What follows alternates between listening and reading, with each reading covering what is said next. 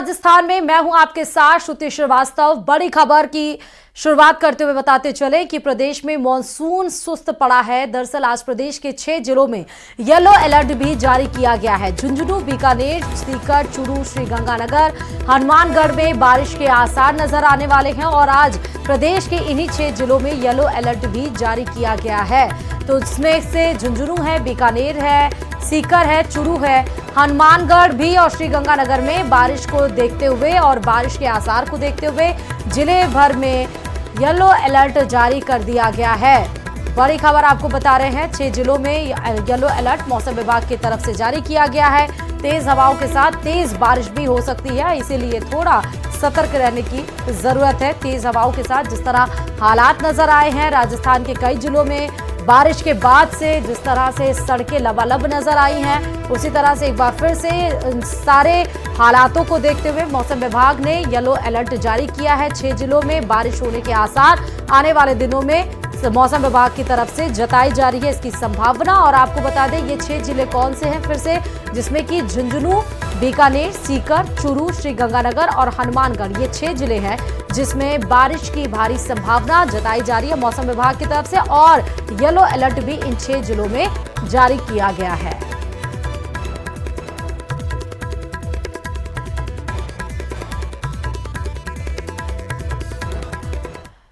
और सिरोही के मीरपुर गांव के पास ग्रामीणों ने मानवता का परिचय दिया। दरअसल मानव श्रृंखला बनाकर बकरियों को नदी पार कराने का वीडियो वायरल हो रहा है। ये तस्वीरें हम आपको दिखा रहे हैं जहां पर मानवता का परिचय देते हुए ये सभी लोग जहां एक मानव श्रृंखला बनाकर बकरियों को नदी पार कराते हुए नजर आ रहे हैं। नदी में तेज बहाव आया तो ग्रामीणों ने मानव श्रृंखला बनाई। वायरल वीडियो में एक एक बकरी को नदी पार करवाया जा रहा है और आप ये तस्वीरें देख सकते हैं कि किस तरह तेज बहाव है और उस बीच में बकरियां कहीं इसका शिकार ना हो जाए, इसलिए मानव श्रृंखला बनाकर एक एक बकरी को एक पार से दूसरे पार तक तेज बहाव के बीच में इनको पार कराया जा रहा है। और ये वीडियो अब सोशल मीडिया पर वायरल हो रहा है, जहां सोशल मीडिया पर इस मानव श्रृंखला की और मानवता की सब मिसाल भी जो कायम कर रहे हैं उनकी भी तारीफ कर रहे हैं लोग। सिरोही के मीरपुर से ये आपको सीधे तस्वीरें दिखा रहे हैं जहां तेज बहाव है नदी का और उस बीच में बकरियों को एक पार से दूसरे पार ले जाने की कोशिश इन तमाम लोगों के द्वारा एक लाइन में एक दूसरे का हाथ बांधे और बकरियों को अपने सहारे इस तेज बहाव में पार करते हुए दिखाई पड़ रहे हैं, जो कि ये वीडियो किसी ने बनाया और सोशल मीडिया पर अपलोड किया और उसके बाद से सोशल मीडिया पर ये जो वीडियो है वो वायरल हो गया।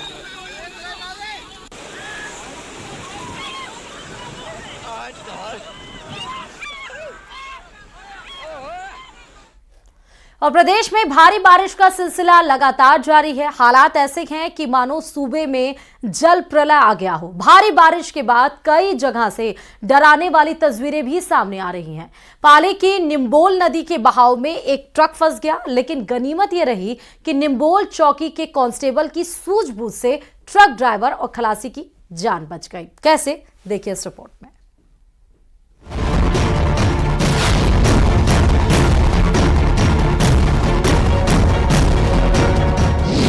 भारी बारिश से नदी नाले उफान पर, जान से खिलवाड़ कर नदी पार करते लोग।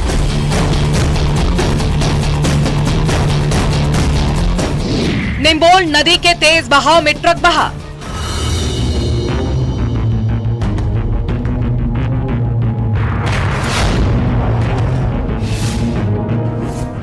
निम्बोल नदी के तेज बहाव के बीच फंसा ट्रक और उसमें सवार ड्राइवर और खलासी की जान गांव वालों की मदद और कांस्टेबल राकेश बिश्नोई की सजगता के चलते बचा ली गई। पूरा गांव रस्सी की चेन बनाकर ट्रक के पास तक पहुंचे और दोनों को बाहर निकाला गया, लेकिन ट्रक नदी में बह गया। बताया जा रहा है कि ट्रक ड्राइवर को नदी में उतरने से मना किया गया था, लेकिन वो नहीं माने।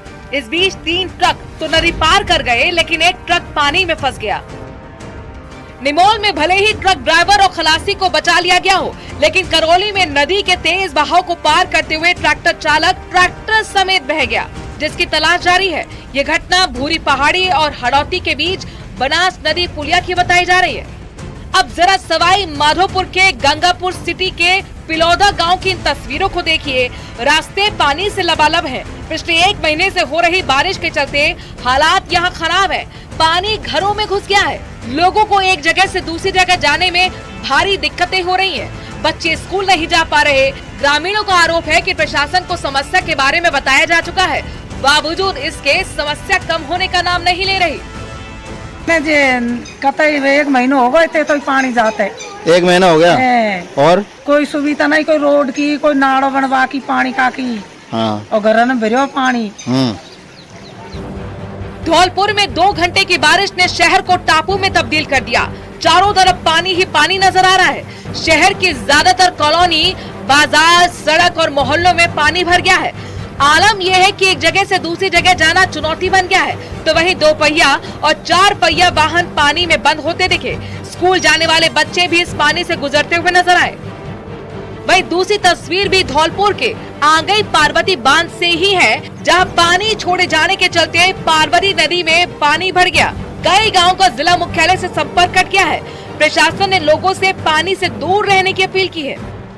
हालात धौलपुर के रहरई गांव में भी खराब है, जहां पर बरसात का पानी घरों में भर गया है। बताया जा रहा है कि नेशनल हाईवे 11B की पुलिया के बंद होने के चलते ऐसा हो रहा है, जिससे लोग बहुत परेशान हैं। पानी का मामला है, पानी भरे हुए पानी रोक दो, पुलिया रोकते हैं। सब घरों में पानी हमारे घर में आ गया है। रोड के किनारे से 80 फुट जगह नेशनल हाईवे की जगह, नेशनल हाईवे पंचायत को एनओसी दे दे, हम उसमें नाली बनाने के लिए तैयार हैं। नेशनल हाईवे को पिछली साल भी सूचित किया था, उन्होंने एनओसी आज तक नहीं दी है। एनओसी दे तो उसमें नाली बनाने किसी समस्या हमेशा के लिए खत्म हो जाएगी।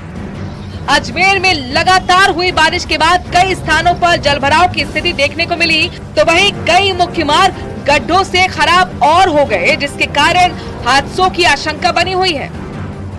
अजमेर में हो रही लगातार बारिश के बाद स्केप चैनल के गेट खोले गए हैं, जिसके कारण कई स्थानों पर जलभराव की स्थिति है। तो वहीं कई मुख्य मार्ग जो हैं इस बारिश के कारण खराब हो चुके हैं।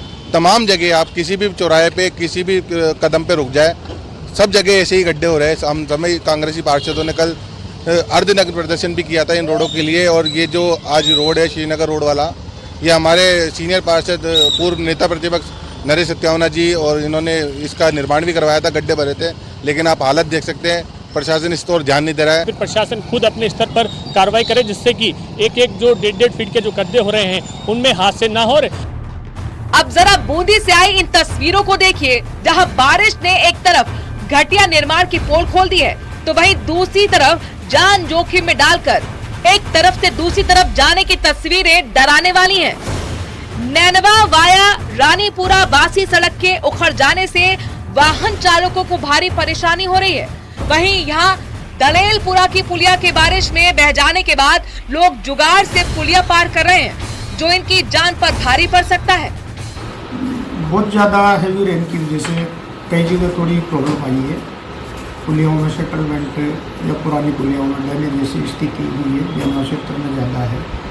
बाकी उनको वोटरेबल कर दिया है, वो साधन हमने थ्रू कर रखे हैं। और जैसे बारिश खत्म होगी पर उसके एस्टिमेट बना के भी ऊपर भिजवाए जा रहे हैं, और जैसे स्वीकृति प्राप्त होगी उनका काम।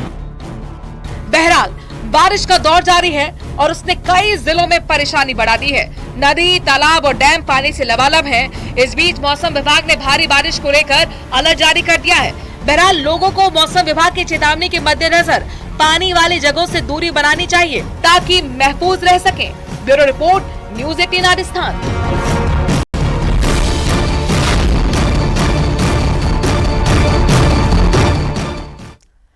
और इधर गुजरात में बारिश का आफतकाल चल रहा है। जी हां, रिकॉर्ड बारिश से गुजरात के 27 जिलों में मौसम विभाग ने रेड अलर्ट जारी कर दिया है।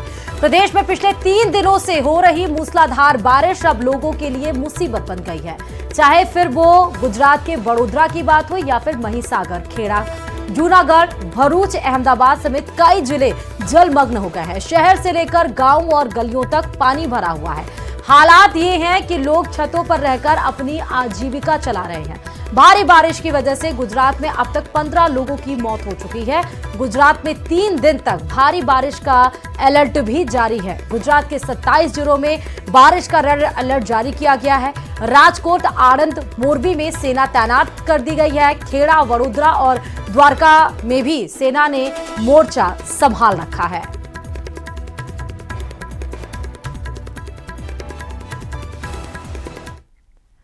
वहीं गुजरात के वडोदरा में भारी बारिश के बाद हालात बिगड़ गए हैं। जिले में बाढ़ जैसी स्थिति बन गई है। सड़कों पर 5 से 6 फीट तक पानी भरा हुआ है। हालात ये हैं कि लोग सड़कों पर नाव चलाने के लिए मजबूर हो गए हैं। वहीं लोगों की मदद के लिए प्रशासन ने रेस्क्यू ऑपरेशन चला रखा है। आपको हम 2 तस्वीरें इस समय दिखा रहे हैं। एक तस्वीर आप गुजरात के वडोदरा से देख रहे हैं, जहां जलमग्न हो चुका है और लोग नाव चलाने को उस रोड पर तैयार हैं जिस रोड पर गाड़ियां दौड़ती थी, चाहे वो 2 पहिया हो, चाहे वो 4 पहिया वाहन हो, चाहे वो ऑटो रिक्शा हो, 3 पहिया वाहन, चाहे वो 2 पैदल चलने वाले लोग हों। लेकिन अब उसी गुजरात के वडोदरा की सड़कों पर पानी भरा हुआ है और लोग स्टीमर और बोट के सहारे उसको पार कर रहे हैं। दूसरी तस्वीर आप देख सकते हैं जो कि ड्रोन के जरिए तस्वीर ली गई है। पूरा वडोदरा शहर, चाहे वो हम शहर की बात करें या गांव की बात करें, वो जलमग्न हो चुका है और मौसम विभाग की तरफ से अभी भी वडोदरा में 3 दिनों तक भारी बारिश की संभावना जताई जा रही है और इसको लेकर रेड अलर्ट भी जारी किया गया है। और एक तरफ एसडीआरएफ, एनडीआरएफ टीमों ने मोर्चा भी संभाल रखा है। लेकिन गुजरात में जिस तरह से मूसलाधार बारिश हो रही है वो चिंताजनक है, क्योंकि अभी तक 15 लोगों की मौत भी हो चुकी है। गुजरात की हम ये बात कर रहे हैं, लेकिन ये तस्वीरें वडोदरा की भी चिंताजनक है। जिस तरह से बारिश लगातार हो रही है और वडोदरा जिले के हालात नजर आ रहे हैं। और ये भी खबर गुजरात से ही है, जहां गुजरात में भारी बारिश से हाहाकार मचा हुआ है। पानी भर जाने की वजह से लोगों का हेलीकॉप्टर की मदद से रेस्क्यू किया जा रहा है। पोरबंदर और जूनागढ़ में फंसे 21 लोगों को एयरलिफ्ट किया गया है। एयरलिफ्ट करती हुई ये तस्वीरें हेलीकॉप्टर की इस समय आपकी टीवी स्क्रीन पर है। Fire, navy, coast guard, SDRF और मरीन कमांडो की मदद से लोगों का रेस्क्यू किया जा रहा है। आप देख सकते हैं, क्योंकि जमीन से रेस्क्यू करना ये मुसीबत बन रखा है, इसीलिए हेलीकॉप्टर से लोगों का रेस्क्यू किया जा रहा है।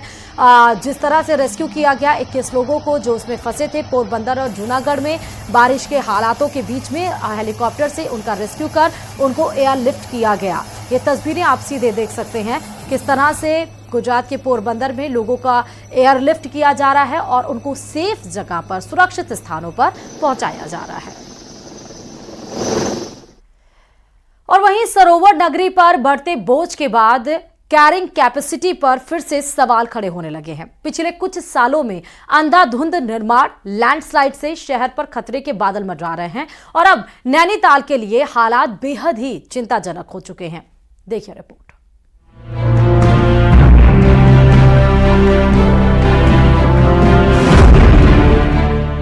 सरोवर नगरी नैनीताल का भविष्य खतरे में है, ये हम नहीं, भूवैज्ञानिकों की ताजा रिपोर्ट कह रही है। टिफिन टॉप में पहाड़ी गिरने से शहर हिल गया है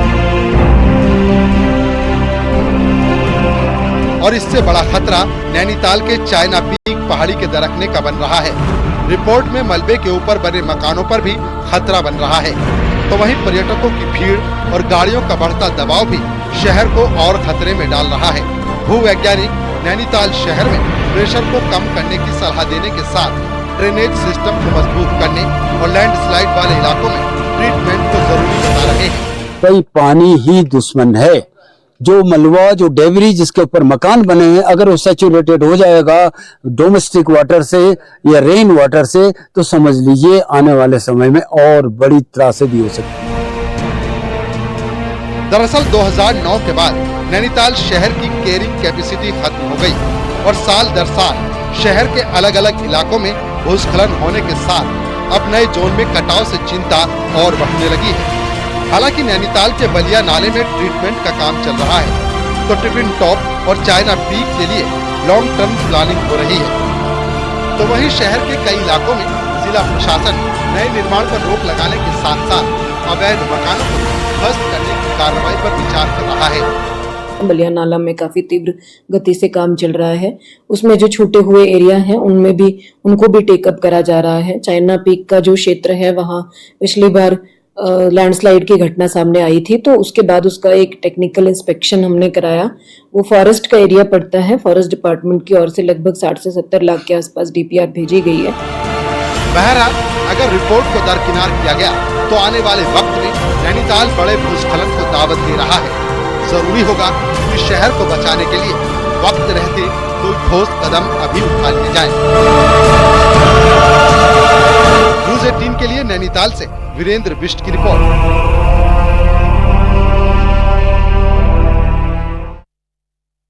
और चलिए अब खबर आपको जम्मू कश्मीर से बताते चले, जहां जम्मू कश्मीर में कुपवाड़ा के तंगधार में लाइन ऑफ कंट्रोल के पास सुरक्षा बल और आतंकियों के बीच मुठभेड़ हुई है। सूत्रों के मुताबिक ये भी खबर मिल रही है जहां इस मुठभेड़ में 2 आतंकी मारे गए हैं, जबकि एक आतंकी की तलाश तेज कर दी गई है।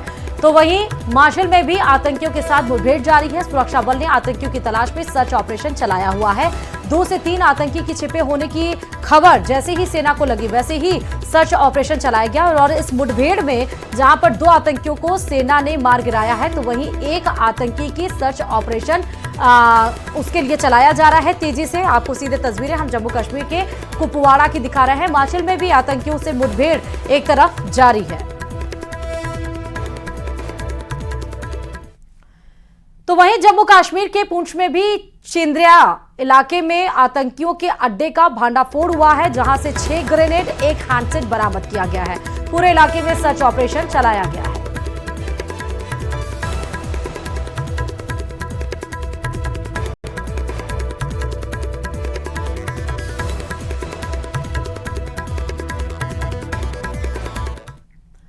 और कोलकाता में ट्रेनी डॉक्टर से रेप हत्या के मामले के बाद घिरे आरजी कर मेडिकल कॉलेज एंड हॉस्पिटल के पूर्व प्रिंसिपल संदीप घोष की मुश्किलें लगातार बढ़ती जा रही हैं।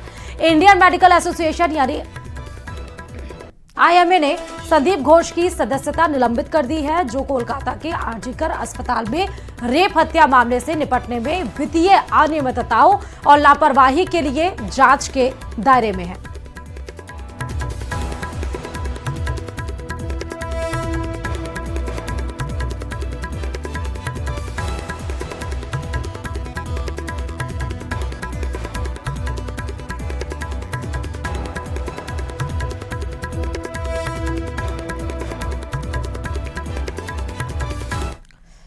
और कोलकाता रेप और मर्डर के विरोध में बीजेपी कोलकाता में आज से धरना देगी। बीजेपी का ये धरना 1 हफ्ते तक चलेगा।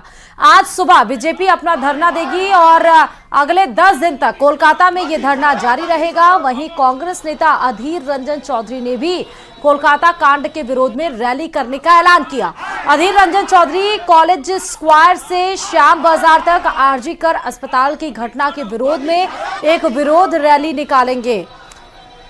तो कोलकाता में आप देख सकते हैं सियासी माहौल चरम सीमा पे है। एक तरफ जहां बीजेपी आज से धरना देना शुरू करेगी, 10 दिनों तक बीजेपी का धरना चलेगा, तो वहीं कांग्रेस के नेता अधीर रंजन चौधरी ने भी धरने का ऐलान किया है।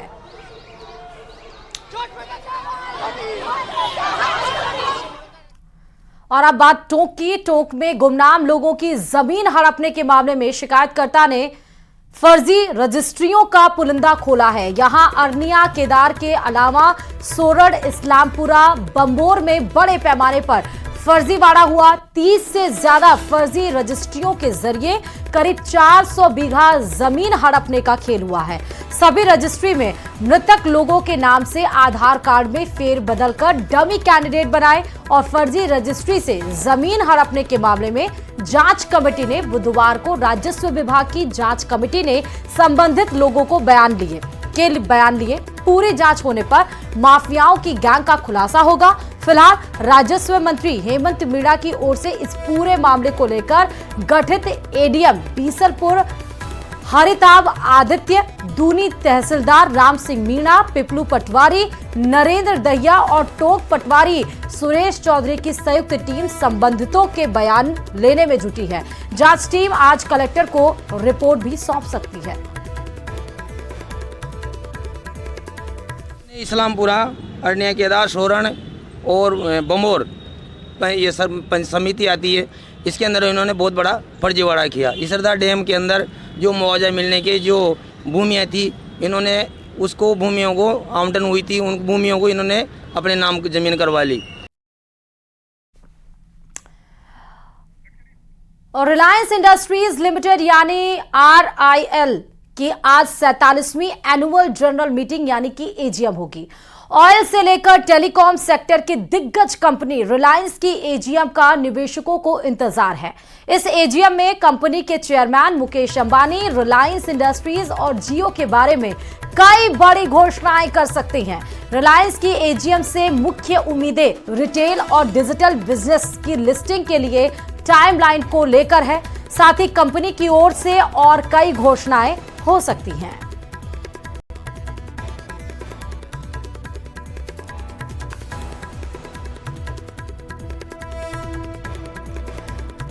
तो रिटेल सेक्टर को लेकर कई घोषणाएं रिलायंस आज कर सकता है। 47वीं AGM आज रिलायंस की होगी। AGM का निवेशकों को बहुत दिनों से इसका इंतजार था। रिलायंस की आज 47वीं AGM है। इसका कैसे इफेक्ट रिटेल और बिजनेस पे देखने को मिलेगा, ये जब घोषणाएं होंगी रिलायंस की तरफ से तो साफ हो पाएगा। और वहीं भारतीय प्रतिस्पर्धा आयोग यानी कि CCI ने रिलायंस डिज्नी के बीच 70,350 करोड़ रुपए की मर्जर डील को मंजूरी दे दी है। 28 फरवरी को हुए समझौते की शर्तों के अनुसार वायकॉम 18 के संचालन को स्टार इंडिया प्राइवेट लिमिटेड के साथ विलय कर दिया जाएगा। 70,350 करोड़ रुपए के मूल्य वाले ज्वाइंट वेंचर में रिलायंस इंडस्ट्रीज लिमिटेड यानी कि RIL अपनी ग्रोथ स्ट्रैटेजी के तहत 11,500 करोड़ रुपए का निवेश करेगा। ज्वाइंट वेंचर में वायकॉम 18 का हिस्सा 46.8% तो रिलायंस की 16.34% की हिस्सेदारी होगी, जबकि ज्वाइंट वेंचर में डिज्नी की 36.84% हिस्सेदारी होगी। इस साल के आखिर तक डील पूरी होने की उम्मीद है। रिलायंस और डिज्नी की ज्वाइंट वेंचर की चेयरपर्सन नीता अंबानी होंगी, जबकि उदय शंकर को वाइस चेयरपर्सन बनाया जाएगा।